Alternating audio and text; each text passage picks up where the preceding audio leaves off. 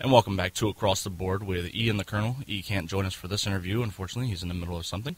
But, you know, I've been trying to tell E, and I finally got him convinced on it, that when you're looking at music, a lot of days, the newer music that's coming out kind of sucks. But when you have good music that comes around, you really need to praise it and give it really its due diligence. And I think the man that we have on the line right now understands that, because his music is absolutely fantastic. He's an internet sensation. His name's Jonathan Coulton. Welcome to the show. How you doing, buddy? I'm great. How are you? I'm great. You know, it's one of these things. You're an internet sensation essentially because of just how your whole story came about. You know, for people that don't really know, I mean, you had a day job and you decided to just up and quit your day job and become a musician. How did that whole thing? How did the whole genesis of your music career begin? Well, it's something that I always had intended to do, to be a professional musician. I just couldn't figure out how to do it for many years. And as one does, you know, in my 20s and 30s, I sort of accidentally found myself having a job and a career, and I was writing software, and the whole time I was there, I knew that I wanted to be doing something else, and couldn't really figure out how to approach it. And then in 2005, my daughter was born, and that sort of put a lot of things in perspective. And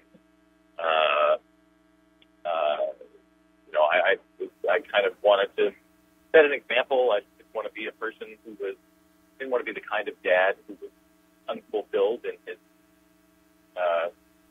hopes and dreams. Right. So I quit the job and started this thing called Sing a Week, where I put a new song on the internet every week for a year, and over the course of that year had a couple of successes, and built things up from there. Yeah, and the thing a week that you did, I mean, all four of the thing a weeks were just fantastic, and you know, a lot of your big hits came out of that as well. Actually, the genesis of your career actually inspired the song Code Monkey. Is that correct? That's right, yeah. Code Monkey is a song about a sad software developer. Loosely autobiographical, not entirely. But right. Now, I mean, the other thing, too, is that a lot of people, some people might not know it, and I know I am because I've frequently watched G4, make any kind of assumptions you need to make there. But it was your song Code Monkey was used as the title track, the intro to the show Code Monkeys, the 8-bit, I guess you would call it animated. It's not really a cartoon, but it was used in that, and that was a brilliant show too. Did you have any kind of say in the show at all, other than just them using your music for the intro, or did you have any kind of creative input in the show at all? Oh no, I was not involved in the show at all. They just I think they were thinking of calling it Code Monkeys, and they, somewhere along the way they made the connection. Hey, there's a song. And you know, and that just kind of shows you a little bit about how things are meant to happen. I think because if you hadn't wrote the song at the time, who knows? You could probably be still trying to find your legs as a career musician. And that's right. I mean, the thing about that Sing a Week project is very much firing a shotgun into the internet and hoping that I hit something. So not only did you hit it, you obliterated it. I mean, to be honest with you, as we know from playing video games, the shotgun is great for up close combat when you get different monsters that are right in your face. Yeah, and I mean, to be honest with you, again, just the wittiness and the brilliance of the lyrics and everything really comes through in the music. And again, I know a lot of people who may not have heard the music absolutely should, because you got to listen to it and take and dissect the songs, because the lyrics are brilliant, and the guitar playing. You're a hell of a musician yourself too. Did you have any other formal training, or was that all just something you did in your free time? Yeah, I mean, not in guitar. I've just been playing guitar all my life, as a kid. I was a music major in college, so I learned a lot about music theory, and but I was not I didn't have my major did not include a performance aspect, so I didn't ever get super good at any one particular instrument, and no guitar lessons or anything. If you've ever heard me try to solo, you will realize that I've never had a guitar lesson before that. don't know. I think if you tried real hard, you'd get it, man. You just, like I said, you know, a lot of the things you do too is, you know, you have other instruments on your albums and your songs as well. I mean, just some are more traditional than others. I mean, you've used a glockenspiel in a couple of your songs as well. I mean, is that all, again, things you learned while you were in your college days, or is that just something you've picked up over time? No, I mean, you know, it's when you're recording stuff at home, you know, there's only so far you can go with playing a guitar into a microphone, and you know,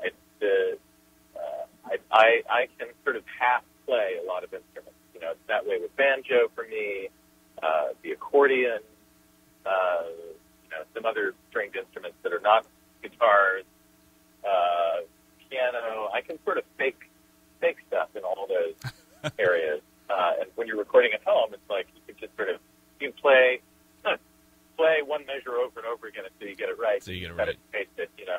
Yeah. So yeah, and when you're recording at home, it's just nice to sort of switch things up a little bit with cheap and relatively easy to play instruments that have a distinctive sound that make it, you know, more interesting. Yeah, and that's the other thing too, is you did a lot of almost all your work from home. I mean, you're an indie artist, and you know that says a lot too, because the music isn't, you know, it's not grainy. There's actual very good production with it, and I think that's one thing that gets underestimated as well. You know, and then your latest album was Artificial Heart, and I mean that even made Billboard. I mean, what does that say about your career and where you thought it was going to go when you started playing music for fun and try to make a career out of it too? Yeah, I mean, honestly, it says more about Billboard and the declining music business than it does about my success. You know, that was surprising and kind of awesome. You know, as a kid who grew up thinking about top 40 at the charts and stuff that is increasingly irrelevant as everything shifts. But yeah, you know, when the album first came out, I had done this pre-sales thing, and we shipped everything all at once. So it was a huge bubble of stuff. And it turns out that, you know, the number of units that we moved that week put us on a couple of the Billboard charts, and it was just kind of like, well, what? You know, I think at some point I was right on one of the charts, the, you know, rock album chart or something. I was right behind Wilco. Yeah. Like, well, how? That's not right. You know, you're a very humble man, because to be honest with you, you deserve to be there. I mean, it's amazing music that you put out, and I think, you know, once people realize that more, once it gets exposed more to the masses, you know, then everyone also realize that as well. And you know, I'm being absolutely dead serious too. I think it's fantastic with all the things you've done. And the other thing too is, you know, you've had such a, I guess you would say, and it's not even meant as a derogatory thing anymore, but you've had such a geek following, you know, as to how you've gotten your legs in the industry as well. And, you know, you embrace that, where a lot of people, you know, years ago were just kind of like, they were afraid to do that. And now, you know, it's almost cool to be geek, and, you know, you do little things that, like, you named your, you had a lot of your albums are named off of, you know, sci-fi, or, you know, your songs are just absolutely sci-fi laden, and you make pop culture references. And, you know, I mean, how much did your childhood involve growing up in the sci-fi realm, and you know, your childhood was laden with geekdom as well, I guess? Yeah, I mean, you know, I was talking about this with a friend the other day, is that the label of geek has become such a complicated one. You know, I think that, you know, like, you take Star Wars as an example. You know, we all like Star Wars. Everybody, right. Everybody who grew up in the 70s liked Star Wars, because Star Wars was a great movie. You're right. So, you know, yeah, I mean, I think a lot of the interests that I had, you know, I was always interested in computers since I was a kid, and science fiction, and puzzles, and I, you know, I think a lot of young American boys are interested in those sorts of things. So, in some ways, the geek label is even though it's wider and wider scope. I really think it's kind of it's maybe too specific a label for a lot of people that it gets applied to. But yeah, I mean, the stuff that I write about is the stuff that I'm interested in at the time, and a lot of the time I'm thinking about robots or monkeys. That's just the way my brain works, you know. And there's nothing wrong with that. I embrace my geekdom as well, and and I think the thing is you hit on something there as well. But I think the other thing to remember too is that I think females are starting to embrace the geekdom more as well too, and that's part of why I think it's becoming a little more mainstream. It's cool to be geek or cool to be a nerd nowadays because the females start to embrace that. It used to be looked upon as something females didn't desire. Yeah, that's true. That used to be sort of implied as part of the label. If you were a geek, one of the things it meant was that no ladies would ever be interested in you or the things that you are interested in. But until they realized that the geeks were making all the money. Right. Across the board with Ian the Colonel. Again, E can't join us for the interview, but I do have Jonathan Coulton on the line. He's a singer-songwriter. If you haven't heard him, you have to check him out. He's got some great music, and his latest album is called Artificial Heart. You can catch that. John, what's in the future for you? I know you're on tour right now, and you're going to be in our area this weekend. Actually, Friday night, you're going to be at the Birchmere in Virginia. What else is on tap for you after the tour is over? I don't know. I will want to make a new album soon. I think. I'm getting that writing itch again. It's always hard to carve out time for creative work when there's so much on the business side to be done. But that's an ongoing struggle. I have I've been doing this fan cruise called JoCo Cruise Crazy. And the third one is on sale now. It's February of 2013. It's me and Paul Storm and Will Wheaton and John Hodgman and Kevin Murphy and Bill Corbett from RiffTrax, formerly Mystery Science Theater 3000. Yes, the whole collection of musicians and comedians and entertainment all on a giant cruise ship together for a week in the Caribbean. It's kind of awesome. Yeah. So that's been taking up a lot of my time planning for that. And then I have a couple of secret projects that may or may not get off the ground in the next few months. We'll see what happens. Mainly my goal is just to continue to have the incredible good luck to do exactly what I want as my job. As long as that lasts, I'm happy. Yeah, and who can't blame you? I mean, that's a phenomenal ability to be able to control your own career and to be able to be your own boss.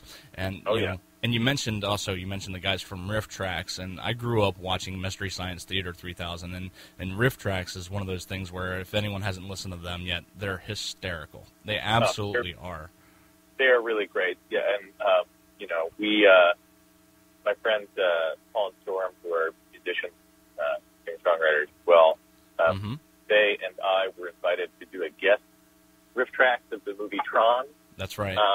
And just watching the process and the way they write jokes and then having to actually do it and deliver those jokes, I already respected them and loved those guys because they're so funny and talented. But then having to go through it myself, I was like, wow, this is that's hard, and they do a great job. So yeah, I'm a big fan of theirs as well.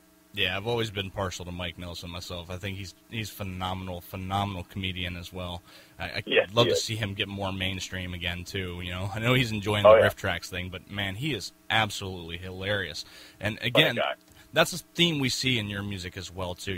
The way it's brilliantly written. One of my favorite songs that you did is "Re Your Brains," and I think that has a lot of significance in this point in time as well, with everything going on with the Miami guy eating the guy's face off.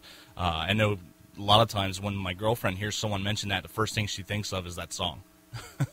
Yeah, well, it's strange. We do seem to be living in the actual zombie apocalypse.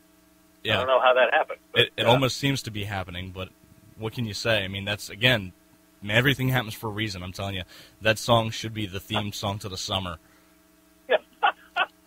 It should be. I mean, although we should stipulate, we don't want any other people eating any other people anymore. No. Ideally, that would not happen. No. But with it going but if on, it's going to happen, and the summer does need a theme song because there are a lot of people eating other people, let it be my song. That's all we're saying.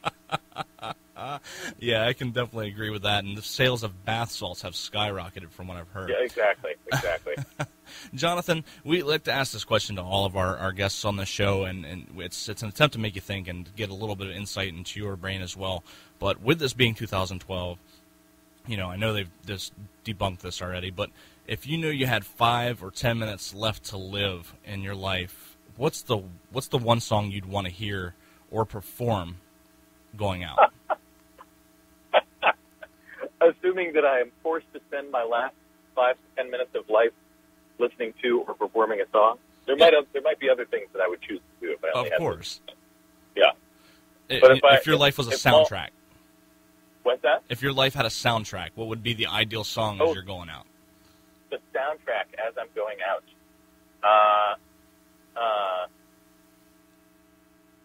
Wow, that's a tough one.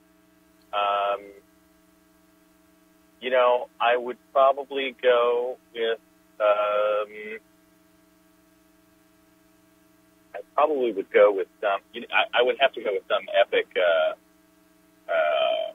Pink Floyd number, maybe something from.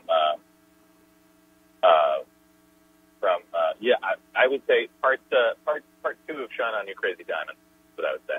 That's good. I like that too because it'll help prolong that as well. You won't have to wait. It won't be 5 minutes. You're not going to pick something short like a Blur song. You're going to pick a Pink Floyd song, or Or, Can you please just wait until the song is over, please? Wait a minute, it's not over yet. I can't go yet. Give me. It's got 2 more minutes. Just hold on. The fade out at the end. Jonathan, how can everyone keep up with you? I mean, I know you have your website and you're omnipresent on Twitter and Facebook as well. Talk to everyone about how you can be followed. Well, first, no one can keep up with me. Let's just do that. Second, there are numerous ways.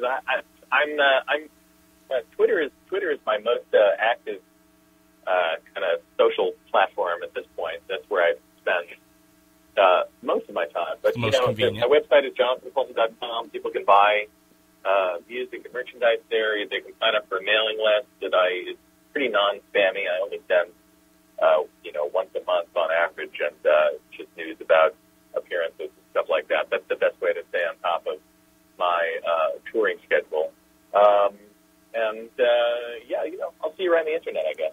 Yeah, absolutely. I mean, and again, as long as the internet has a voice, you're going to be popular, man. I'm telling you.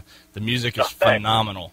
Absolutely is. Again, if you haven't checked them out, please do. The latest album is called Artificial Heart. And you know what? Do yourself a favor. Take a vacation. Enjoy the vacation. Have some laughs. And go on the JoCo Cruise. You have to. Absolutely have to. Yeah, it's pretty awesome. I got to say, it's a really fun trip. And that's in, February you said, next year? It's February of next year, and people can check it out at JoCoCruiseCrazy.com. There you go. I'm gonna go look into that because I'm telling you, that sounds like an absolute blast.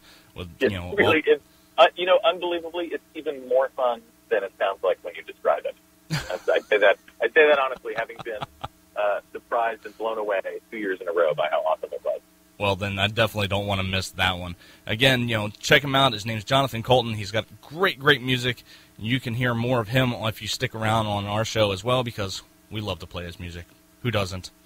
Again, you're listening to Across the Board with Ian the Colonel on hawkradio.org and acrosstheboardradio.com.